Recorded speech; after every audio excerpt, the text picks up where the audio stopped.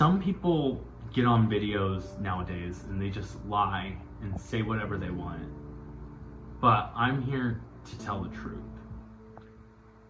Nobody has lived through this story the way that I lived through it, so everybody else is just lying about it.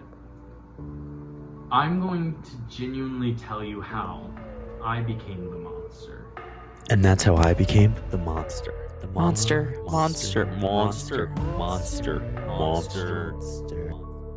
The McMillen Project, Making of the Monster.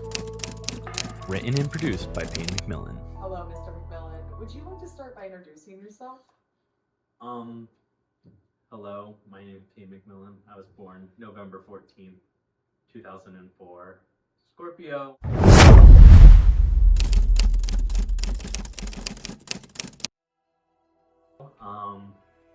I love collecting bugs, I love line dancing, I love just having a great time. Yeah, that's beautiful. All right, Mr. McMillen, do you know why I've invited you here today?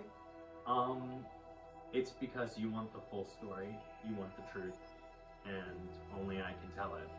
Great. So start us from the very beginning. I want to say that my love of bugs started way back in like elementary school. Going out to recess, I would always find a nice like place by a tree. I would look down at the ground and then I would just grab a fistful of dirt and just start eating it. And I was told that it would give me superpowers, but I went from spot to spot and that never happened. So, you ate dirt multiple times? Well, like, soil's different, so like, I would eat it one place and then I would go to the next to see if it would give me superpowers. But I would always get caught by other kids and they would come up to me and they would be like, "Oh, you're a freak, you're weird. He's eating dirt again." They would go up to the teacher. They would go up to the teacher and be like, "Oh, Peyton's eating dirt again. He's outside eating dirt. He's choking on the dirt again. He's actually like blue on the ground eating the dirt." And kids could just be such sometimes. Can I? Yeah. Oh, okay. Okay. But truly, I think at the end of the day, my love of insects started because we had so much in common. Like, insects have these small, petite bodies, like me. They also shoot boiling liquids out of their behinds, something that I truly relate to. And just overall quirky and whimsiness I find really attractive. So then why do you hate them?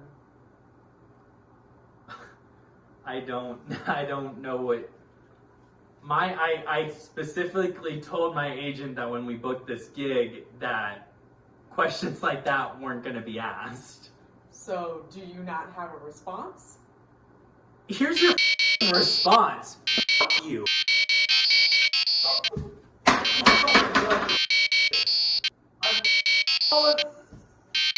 All of you.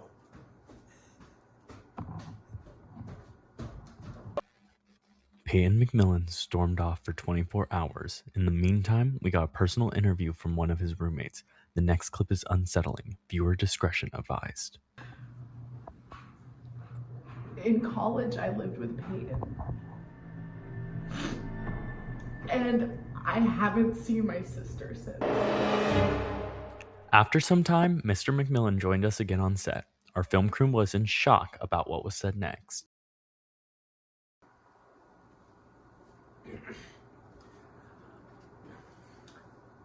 It's a new day. I'm so genuinely sorry for my hostility the other day. It was so unprofessional. You know, it's fine. You're getting charged for the damages of the chairs, so. That's absolutely fine, yeah. It's just that so much emotion came over me because I knew that I had to tell this story, and when I got rushed to do it, it just kind of all merged together into anger and like I know that I'm the one who has to tell this story, so like finding the correct words needed time. You know, you're okay. I'm getting paid by the day, so this honestly works great for me. I mean, sure, yeah. I don't. Are the cameras rolling? I think I'm ready to tell my side of the story. Yeah, whenever you're ready. So, yes, I hate insects, but it's not from the heart, it's from the brain. I feel like every day we as humans get up and we make choices, and just frankly bad choices that put the bugs at stake. You know, speak on that? I mean, it's funny, but like as a kid, we were always taught about the food chain and how if you break the bottom one, everything on top will just tumble. And we as humans, we just continuously shake this chain, and the bugs are just suffering from it. I mean, I do little things every day to like reduce my carbon emissions, like riding a bike. Is that because you don't have a license? Excuse me? I mean, sorry, continue.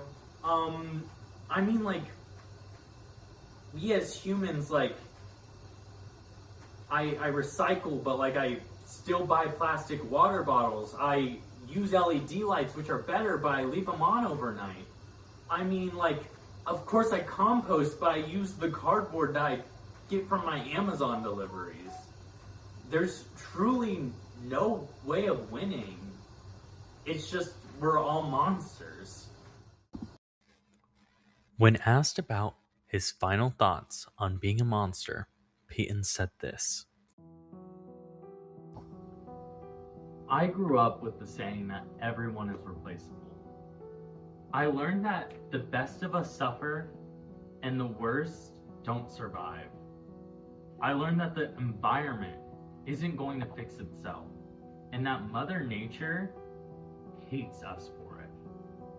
I have no hope left in myself that this world is good and can be saved. We create new technology to think for us, and its thoughts use so much energy that is just going to waste to feed AI slop that we feed to our younger generation. They haven't even been taught to think yet, and there's already machines thinking for them. However, after saying all that, I do have one hope. I have hope for others.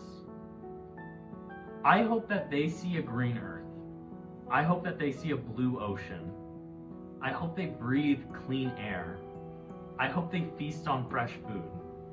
I hope they get the chance to play the new Pokemon game before the world explodes.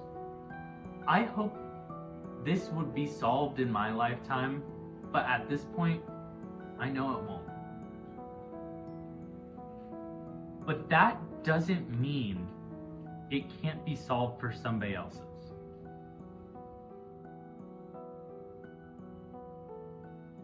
The generations before us turned us into these monsters.